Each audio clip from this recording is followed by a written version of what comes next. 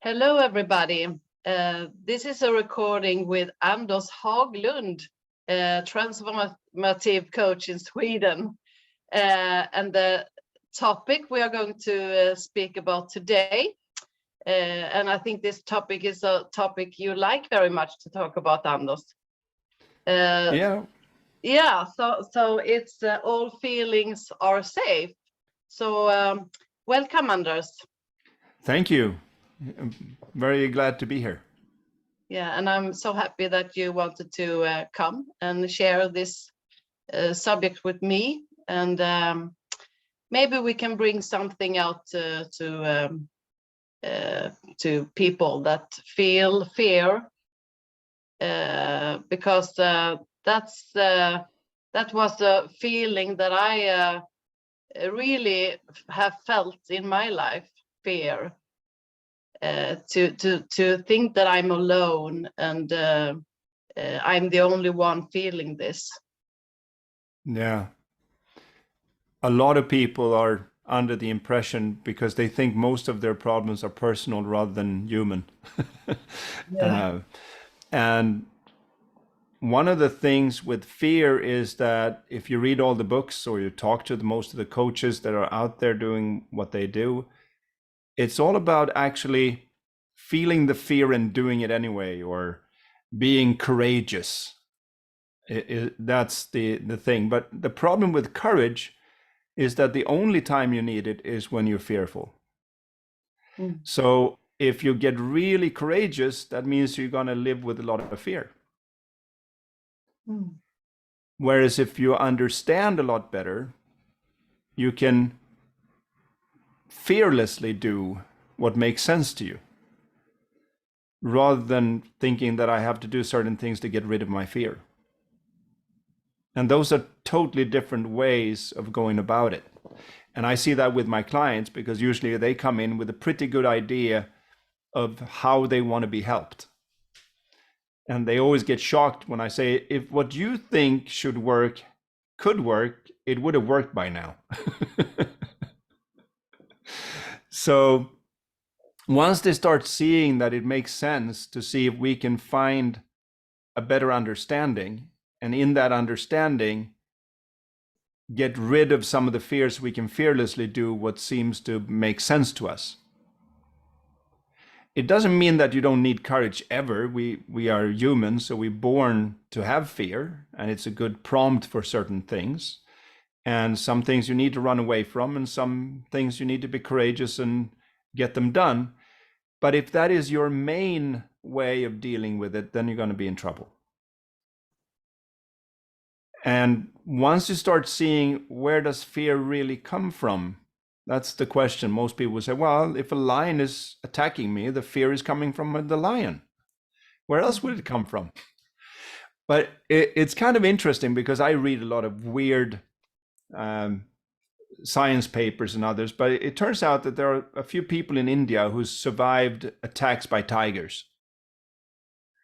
And the people who survived, we can't say anything about the people who didn't survive. They're kind of hard to interview, right? So, but the people who did survive, they all experienced pretty much the same thing. They see the tiger, they get a rush of adrenaline, and they climb into a tree, or they run away somehow and manage to get away. And they all describe the same thing. While the tiger is attacking them, they feel no fear. So they climb into the tree, and they get to a branch that the tiger knows is like, wouldn't hold the tiger, so I can't get up there. So they sit there and watch the tiger prance back and forth, waiting for them to fall down and give them a lunch or something. And then all of a sudden it loses interest and goes on to the next antelope or something else. Now they start shaking and become very fearful. That's quite interesting if you think about it, because that means that while the threat was real, they had no fear. And when they were safe, they got really afraid, because now they started thinking about everything that could have gone wrong. Mm. So if it was true that the fear comes from the tiger, then I should be really fearful when the tiger is there, and then I should be very calm once it walks away. Yeah. But it's actually the opposite. Yeah, but that's not nothing. That's something we don't know. Yeah. We don't feel that fear is something that's also safe for us to feel. So we have to do something about it, some technique or something from the outside to take this away. I don't want to feel this. So please help me to put these feelings away because I can't stand in it.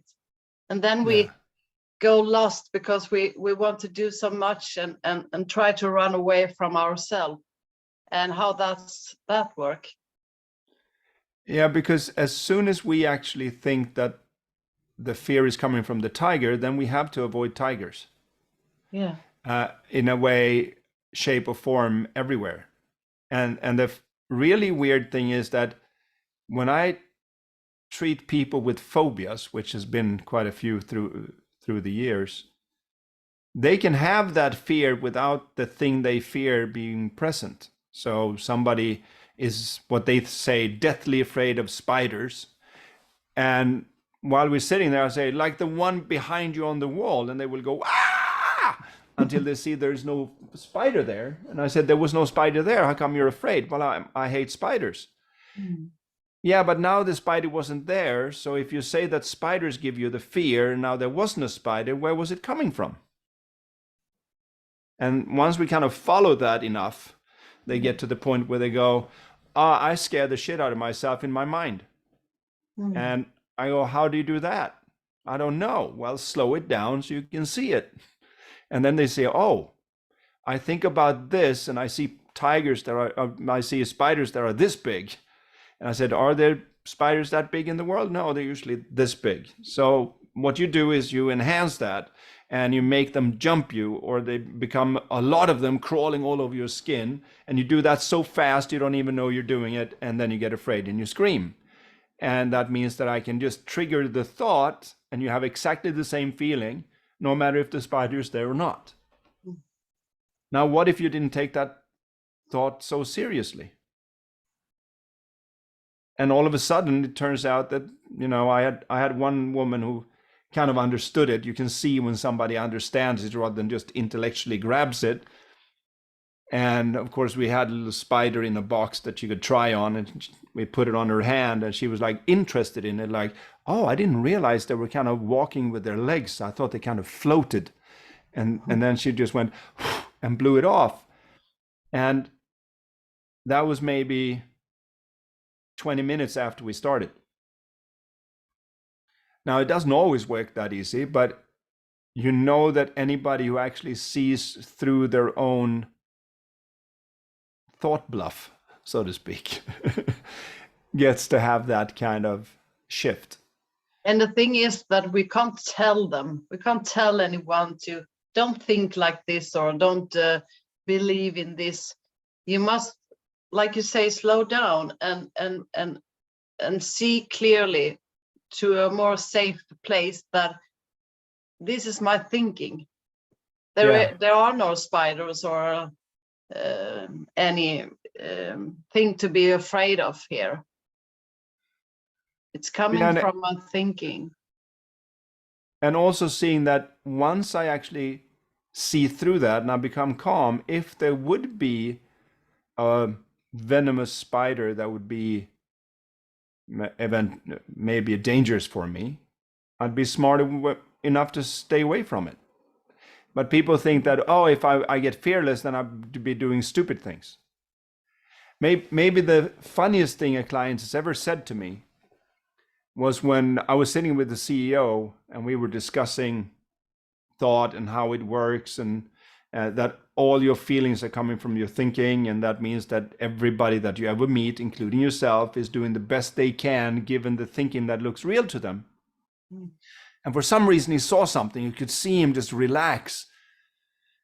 And I was just sitting there and I just let him sit in it. It took about 2 minutes and he was like just in a serene and a calm. And then all of a sudden he had this cloud come over his face where he looked afraid again. And I said, what's going on with you? And he said, if what you're telling me is true, I'm free to do whatever I want. I said, yeah, is that a bad thing? And he said, well, if I could do whatever I want, I'd probably do a lot of stupid shit. I'd probably do a lot of things I don't want. I said, you have to say that really slow because that doesn't make sense to me. You're telling me that if you could do anything, if you could do whatever you want, you will do a lot of things you don't want. You have to say that slow so I get it. And he said, well, what about, like, I'm happily married. What if I didn't have any fears or anything, maybe I see somebody I'm attracted to and I go and have sex with them. I said, do you want to do that? No, I love my wife. What's the problem then? Mm. But he was like secretly afraid that if I was free, I'll do a lot of stupid things instead of seeing that I can trust myself. Yeah. So it's rather that follow your heart, follow your feeling. Do I want to go to another, or I want to stay with my wife, or to trust heart, what feels right, because we are free. We are free to react on any circumstances we come to, but we do not need to follow all our thinking about it. We can choose. It's just it's coming up like a choice for us. We have a lot of thoughts. Yeah, I saw some scientists, I don't know how they count it, but I know every time there's too many zeros in what they come up with, they haven't done the research. But he said that it was 100,000 thoughts per day, right? It's almost like 10,000 hours to be an expert in anything. That's not true. Of course, if they actually did the science, it's probably going to be like 8,683 hours on average. Some people do it in 6,000 hours. Some people take 18,000 hours, but on average. But it's just a cool thing to say 10,000 hours to become an expert, or 100,000 thoughts. Nobody's counted. How would you do that? But let's just take it on a face value that whatever scientist came up with this paper saying that we think 100,000 thoughts a day, let's say they were right. How many of those do we take seriously in that day? 20, 30, 40, 50? I don't know. But it's not that many that grabs us emotionally. You know, it might be that we see a pair of shoes in a window and go like, I got to have those and they're 50% off. And it feels very important. And then 5 minutes later, you will never think about those shoes for the rest of your life. Or you feel like you're hungry and you have to eat and you get distracted. And 3 hours later, you wonder how you missed lunch. So there's a few thoughts a day that grabs us because we see them not as thinking, but some real problem that has to be attended to. So that means that conservatively, 99,950 of the thoughts that we have every day just goes by without me. We just drop them, right? And usually what I tell my clients is that if you could drop the last 50, you'd be much healthier.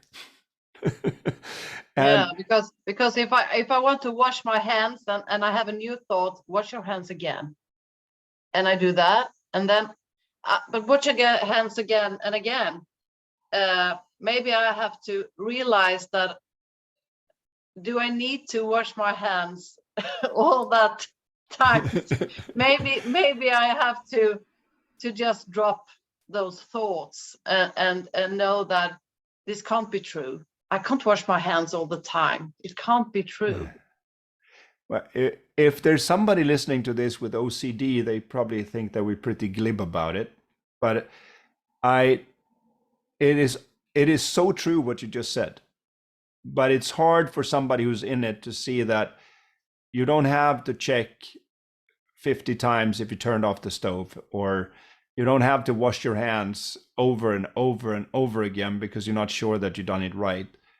The only thing that compels us is that we do it and we get a thought, and the thought comes with a feeling, and that feeling we think we can get rid of because usually it's not comfortable. And we think we can get rid of that uncomfortable feeling by doing it again, instead of going right to the source and just take away the seriousness from that thought. You don't have to accept the thought.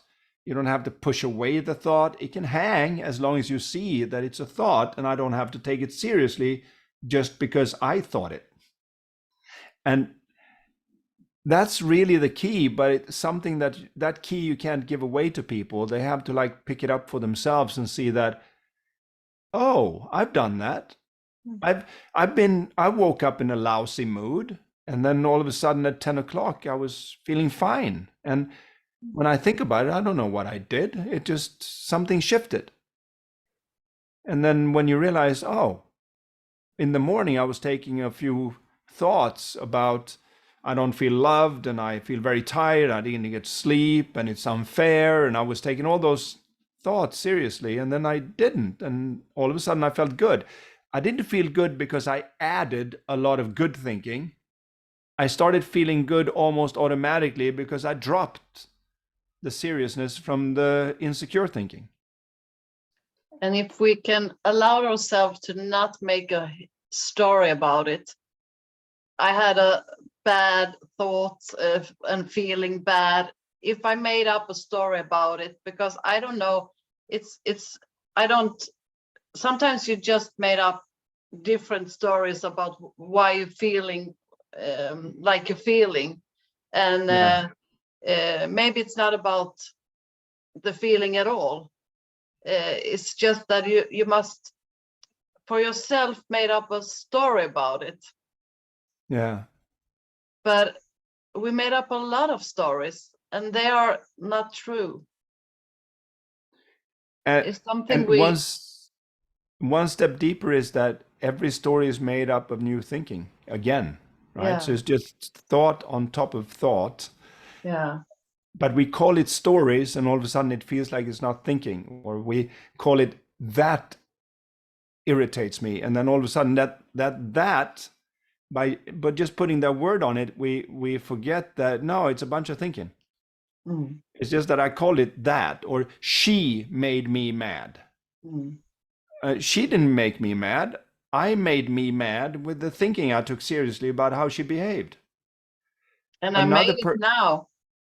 Yeah, I made it in this actual moment, and everything I feel is cooked up by my thinking in this moment, even my thinking about the past. So I think about the past, but I do it now. So in my mind, it masquerades as the past shooting feeling to me through time and space, when it's actually, that can't happen. So we miss, because I'm thinking about the past, it feels like the past is giving me the feeling instead of the thinking I have right now. Same thing for the future. We think about a meeting we have on Friday, and we know there's a person's going to be there that doesn't sit right with us, and we start thinking, oh, it's going to be terrible, and I'm going to find the words, and they're going to take credit for my work, and we do all that, and it really, really feels, and it's really compelling that the Friday meeting is shooting the feeling back from the future. And that is such an effective hallucination of the mind that very, very few people see through, that it's my thinking right now about the future that gives me the feeling and not the meeting. And they would come back with the argument, well, if I didn't have the meeting, I wouldn't have the feeling. Yeah, because then you wouldn't have the thinking, but you might have thinking about something else. So it's always that thing where you feel like, no, it's the meeting making me feel bad. No, it's not. That's not where it's coming from. It's always coming from your thinking in this moment. And that's a game changer, because once you see it's coming from there, that means you don't have to change your past. You don't have to change your future. You don't have to change the big bad world. You just have to have a better relationship with your own thinking. And if we are talking about the now, I explain it like there is a silent place in us, in everyone, before thoughts, that we can just be a more quiet place. And when the thoughts moving on, and we believe in those thoughts, we just dream away in our thinking, made up stories about the future and the back. But yeah, in the now, if we just sit here you and I, and just see what's coming up. It's really calm.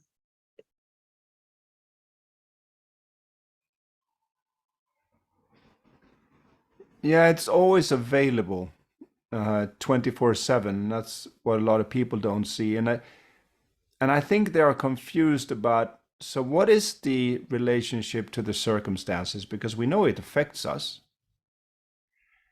And I know one of the things that I talked about during one of my lectures, when somebody asked me about that, and I said, and I came up with this on the fly, which is what usually happens once you don't think about it so much. And I said, do you know that I could beat Usain Bolt on a 100-meter dash? And he said, what? I don't know how fast you are. And it's been maybe a couple of years since Usain ran, but of course he would beat you. I said, no, the only thing I have to do to beat him is do a little bit of a fix of the circumstances.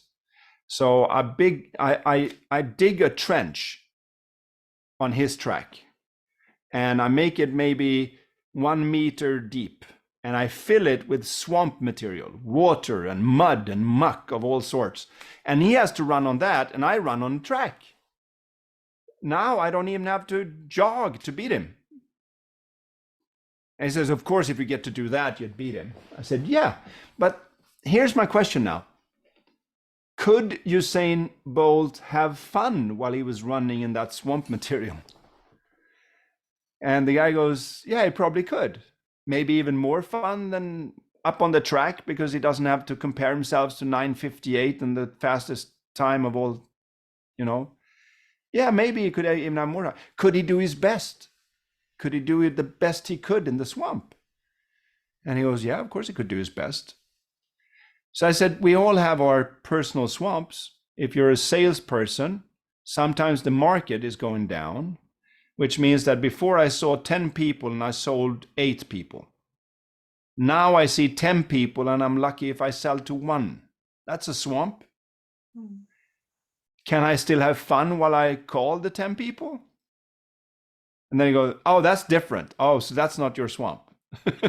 That's because you have thinking about it. Could you do your best? Could you do the best to connect with them and have a good relationship? And so that once it turns around, because it always has all through history, they will have you in their mind. As soon as they do have the economy to invest again, they will call you.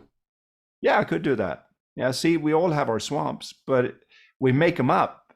That's what circumstance does. Circumstance affects our ability to get an optimum result, but it can do nothing for us showing up with our whole selves, having fun and doing our best.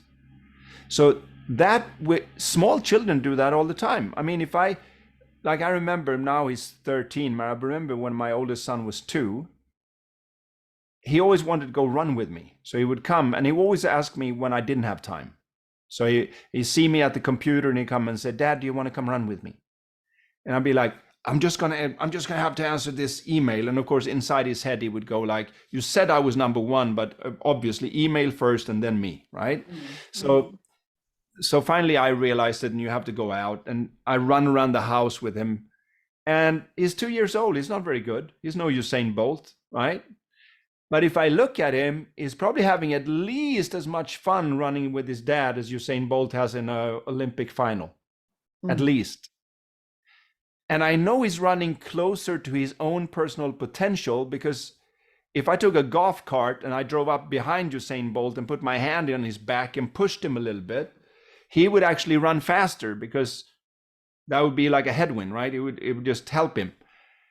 But if I would have done that with my son, that would be faceplant, because he's already on the absolute edge of what's possible for him, because he has no thinking in between him and doing his best in the swamp, so to speak. And if you do your best and have fun on each level, that's the fastest way to get to the next level when it comes to the results. But the misunderstanding that most people have is, even athletes that I coach who's going to the Olympics or World Championships or whatever, is that they think that if I get good enough results, then I will feel good. Mm. So they actually practice not to get better, but to feel better. And that's why they throw their racket in the ground when they miss a shot, not because they're so frustrated about tennis, but because they think if I don't get this, I will lose my happiness. And now they get really angry, and they have no idea they're doing it. So once you point it out to them, they realize, oh, I can do my best and I don't have to feel bad when I make a mistake. I practice to get better, not to feel better. Feel better is automatic if I don't take my insecure thinking seriously. That I could do when I was 2. That I could have fun while I was running and was running really slowly because I did my best and had fun. That's almost like the default setting of a human being. And it frees us up on every level when we see that, no matter if you're going to be a salesperson or a good mom and dad or whatever. We have a lot of thoughts about how to do it better and how we can't be happy if we're in that relationship swamp or the parent swamp or whatever it is we have in our thinking. I really love what you told just now. It really touched me, Anders. It really did. Yeah. It's beautiful to point out what you just said and think about that with each other. Not push too much. When we are ready, we are ready. And it comes from the inside and out and not, and sometimes it's small step. We need to move on in small steps, and we can't see if we can't see it won't help if you try to gel in it to me. I must see it for myself, and when I'm ready for it, and if I feel loved, and if you, like, you see your child, he's asking you to run with him, and you see him, and then he will come. It will go by itself for him, step by step. Yeah. And here's another thing that children don't do that all grown-ups do. Let's say they're trying to take their first step at standing up and taking a step. But of course, they don't have the muscles for it. They don't have the neuro linkage of the, everything that's needed to stand up yet. So they fall on their butt and it hurts and they cry. And then they stand up again and do it again. And the difference between a baby and a grown-up is that the baby will always think again. You will hear it once they start speaking, they will say it all the time. Again. You throw them up and they go again, right? They don't want to do everything again. And even if they make a mistake and you drop them or something, they go like, oh, that hurt again. So but a grown-up, when they do something and they don't do it so well, they will look around and go like, anybody see that? I'm not doing that again. So they stop their natural progression. And here's another thing that the child doesn't do. They don't do a SWOT analysis of why they fell on their butt. No. They just try to stand up again because we are learning and self-correcting beings. So if we just go about trying it, all of a sudden we will do it. Our first attempts at saying mom or mama are not very good. And if somebody were there to go like, what the hell, what kind of diction is that? You should do that better. We wouldn't talk so good. But it's like with small children, we understand it almost intrinsically that you kind of encourage the improvement. No, it doesn't matter where they start, we encourage the improvement. But when we get older, we criticize that and say, I should have been further along by now, and I should have done this and I should have done that. So we get hard on ourselves, and we think that by getting hard on ourselves, that will help our progress. But it actually hinders it.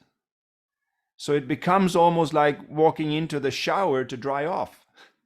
And not only you, ourselves, also people around you, parents and the adults, they forget that how they did when they were younger, and start to more and more criticize and put people in like boxes. You need to be like this, otherwise something is not good with you, so you must be like this.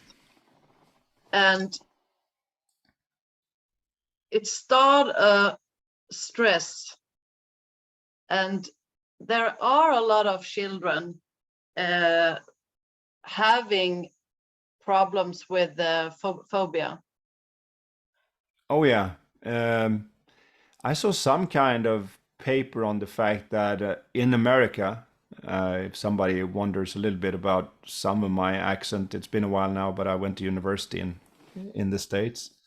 But in America, they did a research paper that showed that the average 12-year-old, and I think this was around 2015, so a little while ago, at that time, the average 12-year-old had the same level of anxiety and stress as a mental patient in the 50s. So something has happened, right? And of course, if we are hooked to the outside world, the one thing that we can say about the outside world is that it's ever speeding up. Which means that if I think that I will feel better once it calms down, I'm pretty much shit out of luck because that will not happen, right? So there has to be another way, or we won't make it, because especially now with the advent of artificial intelligence and all those things, it's going to be even faster. This is going to be the slowest day of everybody's life from now and into the future. Today is the slowest day. It's only going to speed up. It's going to be faster and faster. Every time you get a new phone, you're thinking, oh, this phone, it's so much better. I get to do these things. And you think it's going to save you time. And that's what they sell you on it. They think you think you're going to save time, but it's only going to make it so people will expect you to do more with that time. Now that you have that phone, you should have answered me yesterday. Right? Because now you should be doing. So it's just going to speed up. And that's why you're going to see more and more people get burnt out unless they cut the tether to their outer circumstances, because that is going faster and faster.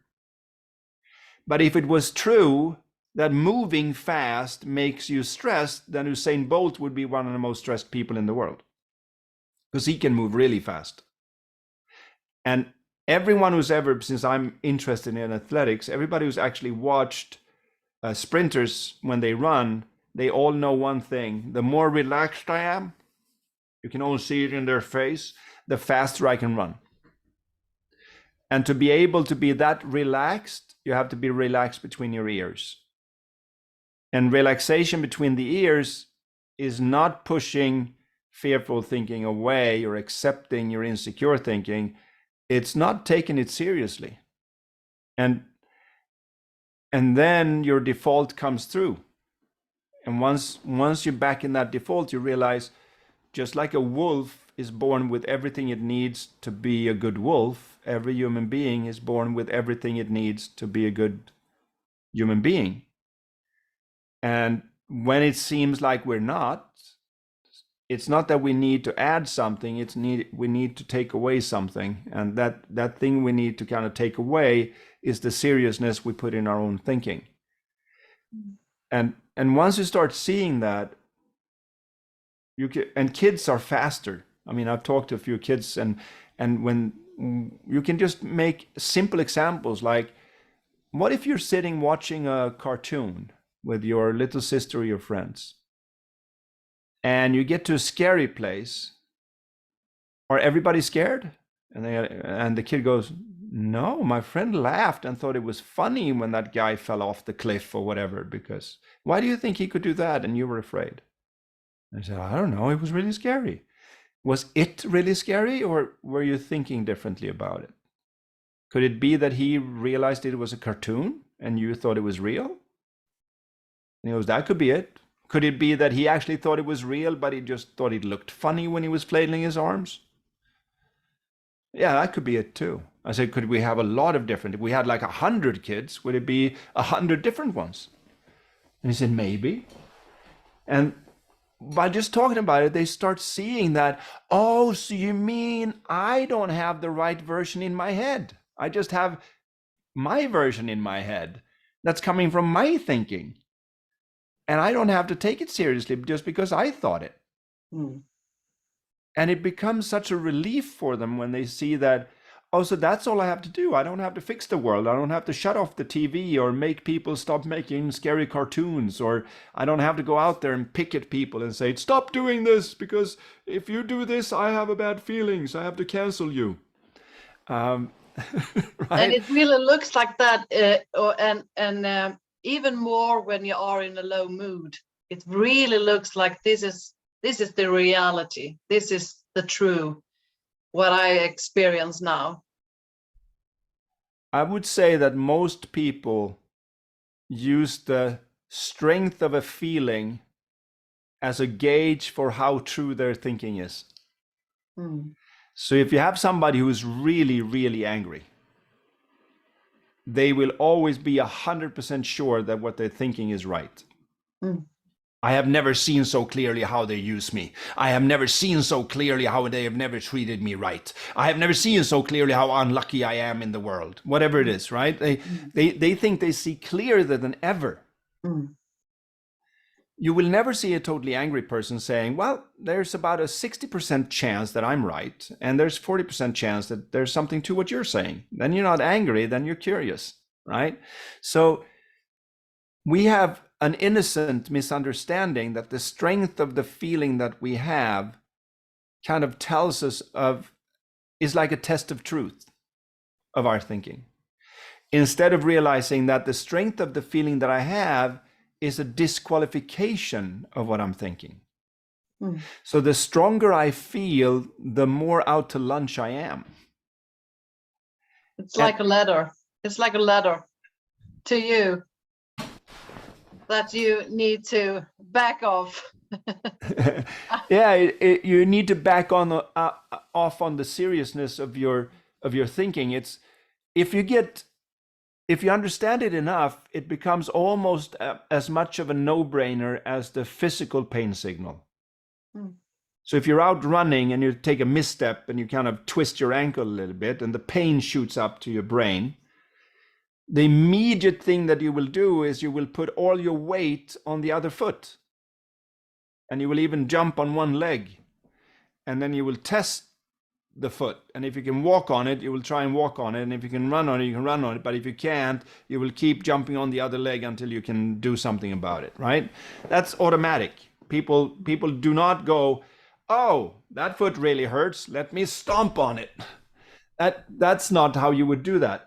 But when it comes to the mental side, they don't see that we have the same benign signals. So that when I get the emotional pain, it's not trying to tell me that I should stomp on my pain and I have to analyze what it is. It just says, put your weight on the other foot. And the way you, so to speak, put the weight on the other foot is that you take away the seriousness from the thinking. And then you self-heal just like you do. And then you will wake up one morning and you will notice that you go to the bathroom and you didn't jump on one leg anymore because something in you knew that now it's healed enough to put weight on it. So we have a system inside us who guides us. And to be curious about what is that? It's almost like a psychological immune system. Just like when we have a physical virus come in, our white corpuscles will hunt it down and try to bring it to the liver and kidneys so we can get it out of the system or get it through phlegm and kind of sneeze it out. Whatever way we try to get it out of the body. And we have the same immune system psychologically, where if you don't take your thinking seriously, you will automatically wake up one day and realize, oh, those thoughts that were so terrible is not terrible anymore. That's why all languages and all people all over the world say the same things about these things. One day we will look back at this and laugh about it. So everybody knows that there will come a time in the future where I will be in a different place, where I can think the same thinking, but not take it as seriously and not have the feeling, and then I'll be fine and I can even laugh about it. And what I'm saying is, if you know all that, how about understanding enough to laugh now? And the first part of that is understanding that it's even possible. Because a lot of people would say, no, you try to negate my pain, or you're trying to make light of my suffering. No, I'm not. I'm trying to help you get free from under it. It's almost like forgiving people. You don't forgive people for their sake. You forgive them so that they don't rent space between your ears and cause you pain with the thinking you have about them, thinking that they are hurting you now. That's what forgiveness really is. And it's the same thing when you forgive yourself. It's just seeing that you don't have to think that. And you definitely don't have to take that thinking seriously just because you have a very strong feeling with it, which makes it feel serious. The strong feeling is trying to tell you that you're not seeing clearly. And everybody who's ever been really, really angry knows that once you calm down, you will always say, I can't believe I did such a big fuss about that little thing. Right? So, and even though we do that over and over and over again, we keep fooling ourselves. Because it's a weird thing about the human condition is that if I meet somebody in town who's never seen me before and I kind of fool them, I do an April Fool's Day joke. They will be, ha, ha, ha, but you will never fool me again because I'm not talking to you, right? It's if I do that with somebody I know a little bit, maybe I can fool them twice before they go like, you're not funny. If I have a really close friend, I could tell them that, hey, I'm stuck in this little city and I can't get away from here. Could you please come and pick me up? And they would go like, are you sure? Yeah. And they would probably, if they're my best friend or something, they would put on their clothes, get in the car, drive 2 hours to go and pick me up or whatever, wherever I am. And when they say, I can't find you, when they call me on the phone, I say, I was just joking. Right? They would say, that's not funny. I've been driving 4 hours for you. So I wait a couple of months and I do the same thing again. And they would say, like, last time was not funny, but this time it's for real. It's going to be like that story about the wolf. Right? You cry wolf too many times. But with my best friend, I can probably do it 3 or 4 times before he says, I'm not your friend anymore. Right? Here's the weird part now. We take it one step further and we go into ourselves, and we can fool ourselves hundreds of times a day for the rest of our lives. And we will never catch on to it because we're thinking, why would I fool myself? That would be weird. And then we do that thing where we go up in our thinking and get the strong feeling. And then we calm down and we realize, oh, that wasn't reality. That was a screwed up reality I saw when I was really, really high of emotion. And I keep doing it. And I never see that, hey, maybe I should take this a little bit less seriously, because when I calm down, this will not look the same. But we fall for it again and again because I can fool myself over and over again because most people never see it. So most of the pain we feel is because we can't trust that the system works. Yeah, or I wouldn't even say trust, because I don't have to trust that the sun is coming up tomorrow. Right? Because I know it's not even coming up. I know it's us turning, right? It's an understanding about how the world works, and then you don't have to trust. You just know that's the way it is. And it's not up to Anders and Cecilia to decide. No, it's knowing that I can't even decide if I'm going to wake up in a good mood tomorrow because I have no idea what kind of thinking I will have while I'm unconscious in bed. We call it dreaming, but I only remember the dreams that I had just before waking up. But I think all through the night, and it will give me all the reactions. I have a fearful dream, I will have adrenaline. I have a sexy dream, I will have blood flow to different places. I have whatever it is, I will react like it's true. Mm. But the difference is that when I wake up in the morning, most people can look around and go, oh, it was only a dream. Mm. And when they walk around being awake and they dream something that scares them, they have a really hard time saying, oh, it was only a dream, because I'm awake, so it can't be a dream. Yes, it is. It's the same thing. It's just thinking while you're awake or thinking while you're asleep. And then you have different words for it, but it's just thinking all the time. And once you start seeing it, it's almost like a cosmic joke where if you get it, you laugh, and if you don't get it, you'll be like saying, no, that's not funny. I have real problems. And then when you have real problem, it's you get very angry when someone tells you to this is something we can laugh about, because you don't feel that at all. No, it's usually what people say. It's not a laughing matter, right? Yeah. And the way I look at it is mostly that there are a lot of serious problems in the world, and if we didn't think so seriously about them, how would they hang around? Now, of course, there are some real problems, but I found a pretty good way of distinguishing between thought problems and real problems. Real problems are still there if you stop thinking about them. So if I have a leak in my roof and it's raining and the water is dripping inside, I can go into another room and say, I'm not going to think about it, and it will still be dripping. Right? I have to fix the roof. It's a real problem. Yeah. Right?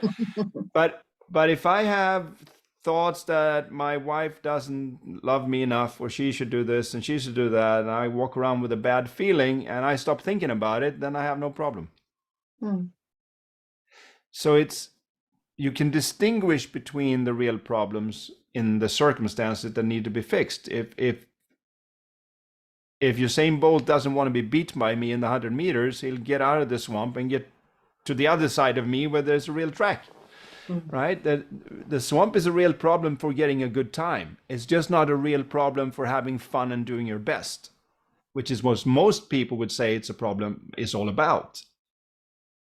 I can't have fun when I have these people at work. No.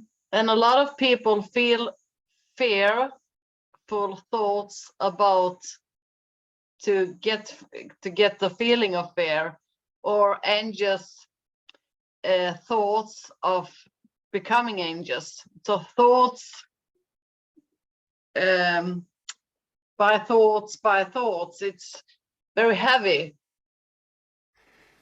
Yeah, because what happens when you put a fearful thought about your fearful thought is that you start getting fearful about being fearful. Which means that you can do it anywhere, and now you don't even need the circumstance anymore. So you can feel deathly afraid of heights even though you're sitting in your living room. And you can feel deathly afraid of rats while... And that system goes faster and faster when you believe so strongly in it. So yeah. it needs just a little fear for you to get very fearful. It's like the system is reacting very heavily and fast. Yeah. And that's how I see it, that we have to take small steps to slow down to the speed of life. So you can feel more safe. Yeah, it's seeing that being safe is one of the feelings that are living behind our insecure thinking.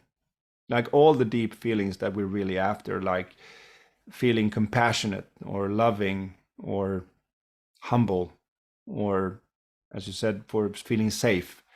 All those feelings are always there just beneath the surface of our insecure thinking. It's just that we don't see it. So, and if we engage with it, it kind of gets stronger. It's almost like the people in that story about the emperor's new clothes. The more people were saying, oh, what colors, oh, what materials, for each and every one of those comments, it became less and less obvious that the emperor had no clothes, until a little child kind of pointing out and said, but he's naked, right? So it's, and that's our thinking, you know, it's our thinking is the most powerful thing in the world when we take it seriously. But weirdly enough, it's the most powerless thing in the world when we see it for what it is, which is just thinking. Then it becomes like what Einstein called a thought experiment. Then you can experiment with your thinking just to see if you can get results in the real world, but you don't have to have the feelings with it because it doesn't show up. I had this winter, I had a cute story about this. Well, I wasn't so cute for my son, but my middle son had a couple of guys that weren't so nice to him at school during recess and things. So, and it turned out because he started having stomach cramps and didn't want to go to school, and he didn't want to say what it was. And then it turned out that these guys were kind of not being very nice to him and taking stuff that was his from him and so forth. And when I finally got him to talk about it, turned out that they had stolen his hat and then thrown it amongst themselves, and he was running around almost crying to try to get it back. And then they threw it up in a tree and went to class, and he had to climb and get it. So he was late back in class, and he felt even more humiliated from this, of course. So I can't just tell him that, oh, it's just thinking, let him do it. That's not true. That's a swamp right there. The results are not good. So here's what I told him. I said, I cannot make you remember what it's like to be a grown-up, but as a grown-up, I can remember what it was like to be a child. And if I could step into your body and they would do it to me, here's what I would do. I can just tell you that. I don't know if it makes sense to you. And he goes like, what, Dad? So I said, if somebody takes something from me, I would say, didn't your mom and dad tell you that it's not okay to take stuff from other people? When you're done with that, locker 87, I'll be in class.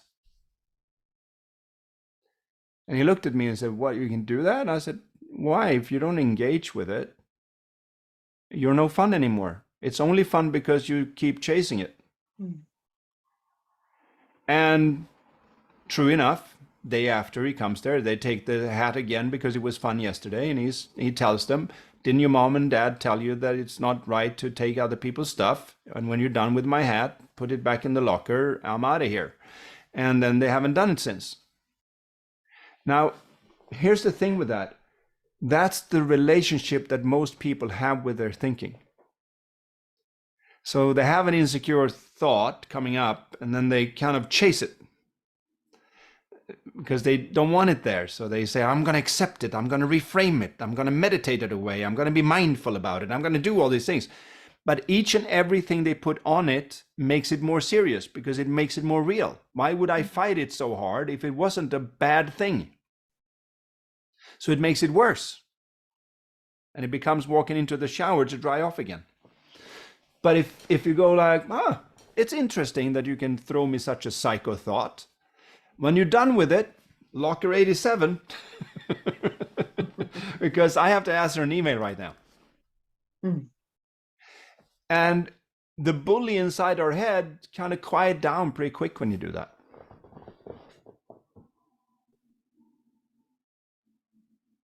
Yeah, and new thoughts coming. Yeah, new and fresh will come up instead of those habitual bad ones that's been there because it kind of had fun while doing it because something was happening. It's a weird thing about us humans. I saw this thing on, I think the channel on YouTube is Veritasium.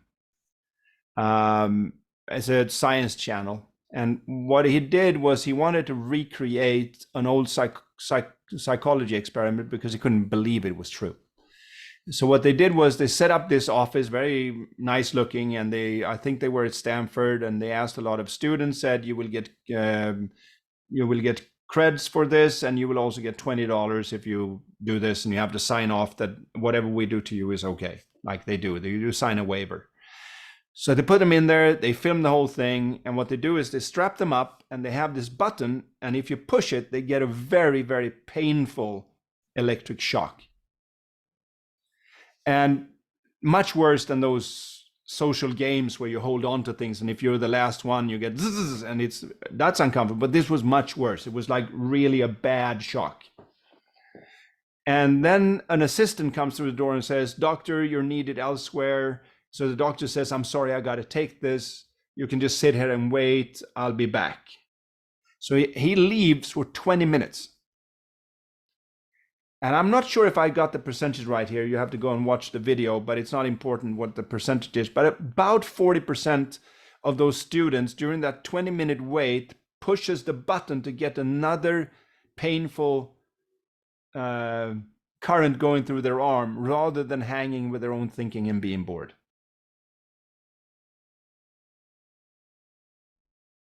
That's how much they let the bully win, so to speak, right? So rather than just hanging out and waiting for the doctor, is like, I don't know what to do. It's boring. And then they see the button. They're thinking, well, the doctor isn't here. What's the harm? And they go, shit, that hurts.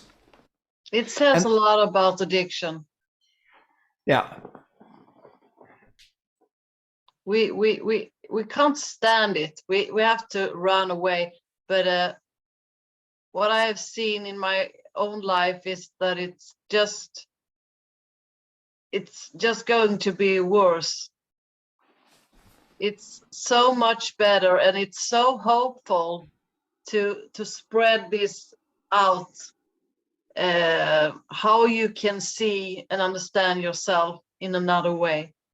It's very hopeful and help me a lot. For people who have a phobia or they live with a lot of fear, this is very helpful. But when it comes to addiction, one of the biggest things is to see that we don't have an addiction problem. People have an addiction solution. Yeah. It's the best solution they've come up with for their emotional pain. It's the same, like you said about this. It's the same. It's not it's not that I'm sick because I'm drinking or taking those medicine. It's not that. I've been in it and seen it for myself. Is the thing you told just now. Yeah, it's just giving yourself an electrical shock because you can't stand the feeling that your own thinking is giving you. And I had electric shocks in my head. They gave me that. Yeah. Do you think it helped? Not much. It's like, in the old days they did lobotomies. They stuck a screwdriver up somebody's nose, punched through the bone, and slushed around the prefrontal cortex, hoping that it would be better. We've come quite a bit from that, but I would say that we're still making change really painful because psychologists were so convinced that change was painful, rather than seeing that change usually comes in discrete moments of insight. That's why most languages have these things. That was the drop, or that was the last drop, or that was the straw that broke the camel's back, or after that moment I can't see that person in the same light again. That's because change usually doesn't happen like incrementally. Change is I fuss and work and struggle and nothing happens, and then I relax, and all of a sudden, boom, I hit a new level of consciousness where it's like, I can't believe I was afraid of that, or I can't believe I didn't see how easy that was to solve. And it's Einstein, who I like as a philosopher more than a scientist in one way, said that there comes times in everybody's lives where consciousness goes to another level, and whatever was hard before is all of a sudden easy, but there's no way of knowing how it happened. But just knowing that it happens is hopeful. Just knowing that it's not just for Einstein that it happens for everybody. It's a communal thing. It's 8 billion people on the planet right now. All 8 billion people will have shifts in their consciousness all through life. No matter if they get exposed to the 3 principles or not, they will still have them. But by being exposed to it, it's almost like being exposed to sunlight and realizing your skin gets brown, but you have no idea how it happens. By hanging out in this conversation, by hanging out and looking in direction, if there's truth to the fact that you're already sitting in the middle of your well-being and that you already have everything you need, and the only thing that gets in the way of you knowing it is your own thinking. And if you keep looking in that direction, it's like sunlight. You will become tanned, and the tan will show up as a lifting consciousness. And I know that people do our best to help each other. And all this, we were talking about all the books that we have been reading before, and also the methods and the therapy forms and all the medication, everything that people try to help each other. It looks like this is the best I can see now, and I think it really is. So it's nothing about that. People do their best, but if you have seen something, like I think that both you and I have, we want to share it because it's so hopeful to see how we were born like miracle. We got everything inside, and we don't need to do anything about those thoughts coming. We can't understand that this is kind of dreaming, and we just feel what we think. Yeah. And it's very hopeful to know that. It's really hopeful. And one thing I noticed with a lot of my clients that is really helpful when they understand is the fact that church and state has somehow been able to pass around the thought virus. I call it a thought virus, very contagious, that every human being is kind of sinful inside.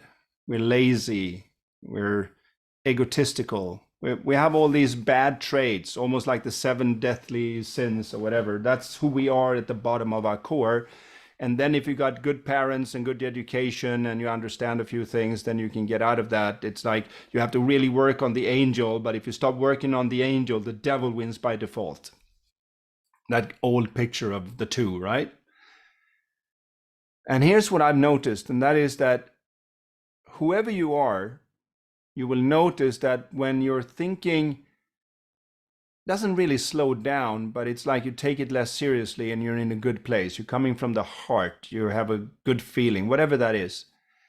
The way you are at that time is who you are deep down inside. And when you get caught up in a thought storm, which we all do, it doesn't matter how much you've seen anything or whoever says that, no, ever since I saw that, I'm always happy, then you lie about other things too. No. So, right? So, but it's like you don't get so fearful about not feeling bad because you know it's temporary. But the fear that most people have is that when you have that thought storm and you lose it and you say things and do things you're not very proud of, that is just temporary insanity. That's not who you are deep down inside. But everybody has been taught that no. You see, that's who you are, and who you are when you're in balance, that's just you being civilized. That's very common, yes. I hear that often. Yeah, so at work, if somebody is doing good work for 3 years and then has a bad day and hits their computer and it kicks it on the floor. Show who you are. Yes, now the truth is coming through, right? Yeah. And in a relationship, that has a really big price, because that means that we can have weeks and weeks of bliss where it's wonderful, we're so good together, all that. And then you have 5 minutes of one or both losing it. and everybody who's in a relationship will go, oh, so that's what you really think, then all those weeks of bliss was just a lie. And it makes those weeks of bliss just fall like dominoes. And really what I'm saying is that it should be the other way around. You can almost have arguments for a week and then have 5 minutes of bliss. And if you like each other in that bliss, you don't have a problem. Because that means that the true you and the true other person fits good together. That you have problems while you're stuck in a thought storm, that goes for 8 billion people. so it's seeing that most people walk around with what we call the imposter syndrome, feeling like they're not as good as they need to be, or they're not enough, or all that, because they secretly fear that I'm with me 24 hours a day, and I have my moments where the devil wins. And I secretly, deathly afraid that that is the true me. And if they could see that, no, that's you with temporary insanity, that actually holds up in court. You can get out of jail sentences by claiming temporary insanity if it's true. But you can get out of your life's jail if you understand that it truly is temporary insanity. And when you're feeling good, when you're harmonious, when you're in balance, whatever you want to call it, when you come from the heart, when you're in a good spot, whatever that is for you, that is the true you. And we've always known it. That's why grandmothers always said, take a few deep breaths, count to 10. Don't talk to them now. Have a good night's sleep. And what they couldn't talk about principles behind it, but what they knew was when you calm down, when you get your bearings back, this will look different because it's not set in stone. Reality is not set in stone. It's rather set in your mental thought water. and when that shifts, reality shifts. That's why when you're off balance, a sock on the floor is grounds for divorce. And when you're in balance, a sock on the floor is cute because they're so distracted and probably had a good idea and didn't even know they were dropping the sock there. Or if you're in a really good mood, it might just mean a sock on the floor is just like, they got to be naked somewhere. I got to find them. But it will be incredibly different depending on where I come from. But we think reality gives us the feeling, so we think we have to change reality instead of seeing that in reality, when my internal weather shifts, the way reality looks shifts. And that is the secret, I would say, to most things, to realize that who you are when you're in a good place is who you are deep down inside. And when you're not there, it's temporary and will blow over. I've been walking around elderly homes asking people, have you ever had moments of your life where it's so bad you want to crawl up in a fetal position and check out? Not a single old person says, that never happened to me. They always say, yeah, I've been there when my child died, or when I broke up with this person, or when I lost my job, or when I was having this health scare. I wanted to curl up and just shoot me. And I said, you're sitting here, did it last? And they go, no, it passed. It passes every time. But it wasn't like they were going to a psychiatrist when they had a bad feeling. They run away they needed to go in therapy. But everyone, especially children, parents want the children to go and speak to a psychiatrist and so quickly when you have this thought storm. And it's like we believe every thought the children feels. I'd say we're a lot more concerned about emotional pain than physical pain, because we understand physical pain. So if a child falls and hit their knee on the playground, almost all parents will be like, come on, up again. You should look like a Smurf. That's fine when you're little. So unless they really cry, then of course you pick them up and comfort them. But most of the time you're not that worried about it. It's like, oh, it's the knee, it will pass. Up and move. Go on. But when they go mentally off kilter and have emotional pain, then everybody jumps off the bench. And if you would do that with the physical pain, the child would look at the authority figures in their life and go like, is my face still here? Seems like it must have been a very serious accident because all the grown-ups are really scared. Yeah. And when you do that to the mental part, the child grows up with this idea that, oh, physical things heal, but mental things I can't heal on myself. I need an outside expert. I need somebody to come and fix me, and we need to do it now. It's really dangerous to feel bad. Yeah, because everyone is scared. My parents are scared, so I need to be scared about this because this is not going over. This is going to be scary. Yeah, and it will not pass on its own. Physical pain, you just wash it, put a Band-Aid on it, and it will go away if it's not too serious, of course. But a mental pain, now we need an outside expert. And I do like this all the time. I do like this. Yeah. So it doesn't go away. I do like this and this and this. And go back when you was a little younger, maybe something happened. What was that? Yeah. And so that reaction there, if we could see that when children are in that mental pain, they need us to be there, but we should show them that this will pass just like a hurt knee.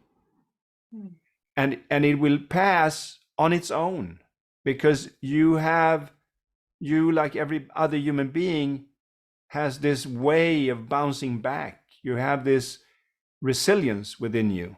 Like all life on earth, we bounce back. You don't have to, mom, make the hurt go away. No, it'll be fine.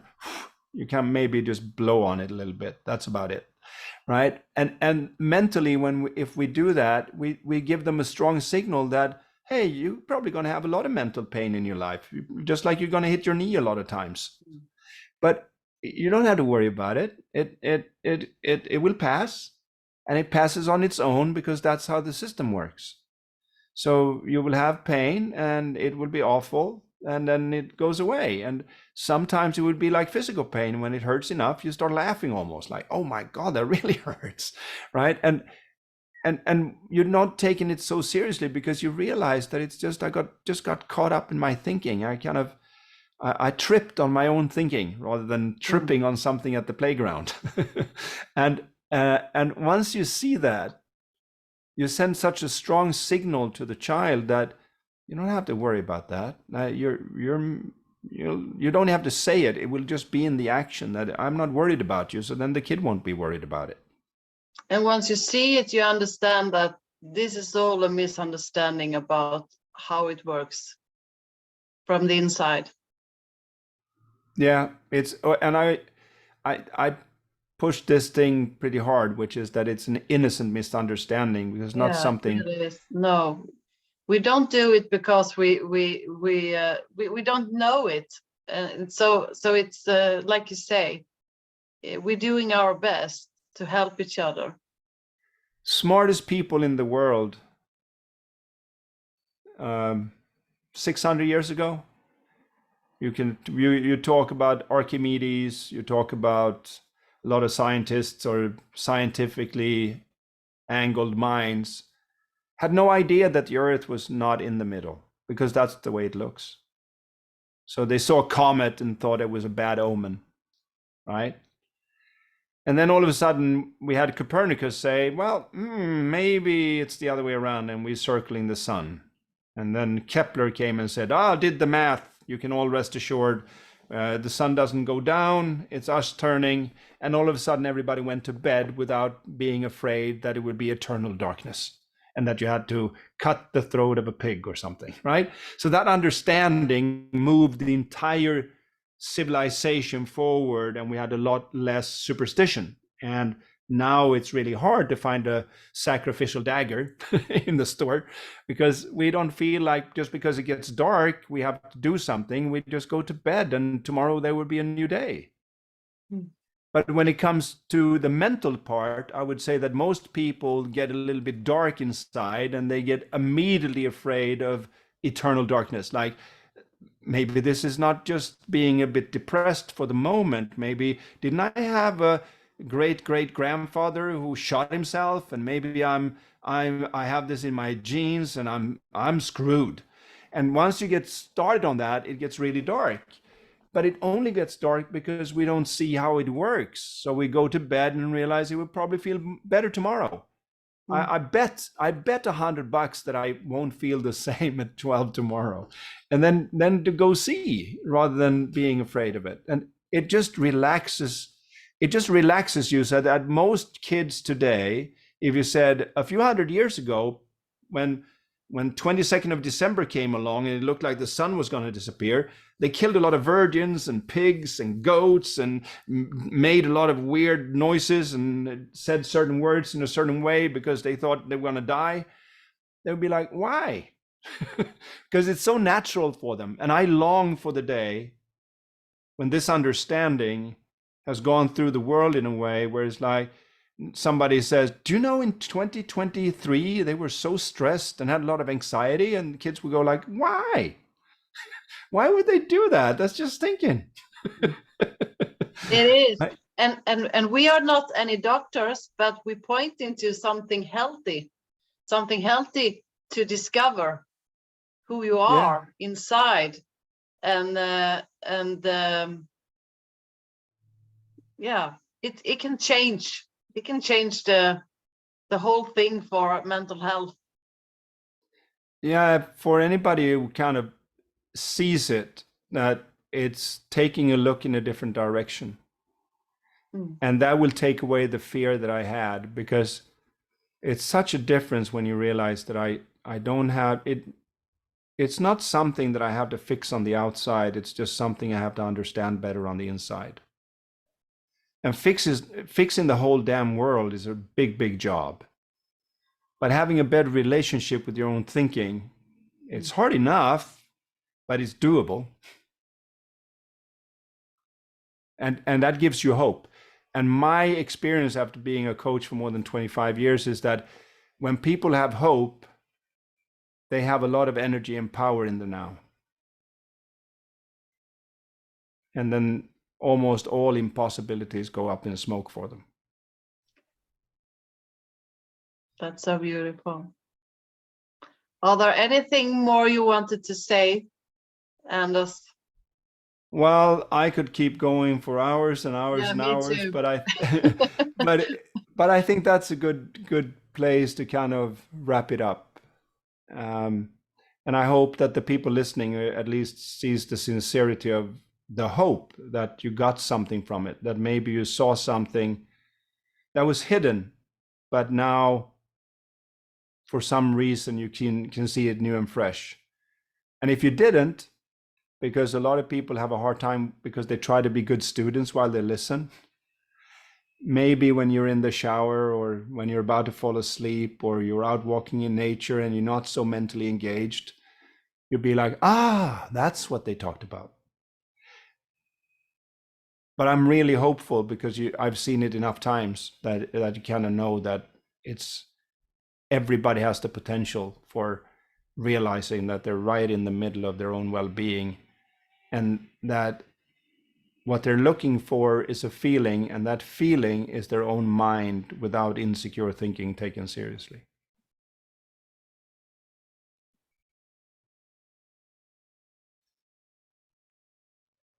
That's a lovely ending on this recording, Anders. Thank you so much for doing this together with me. Thank you, Cecilia. Bye-bye. Bye.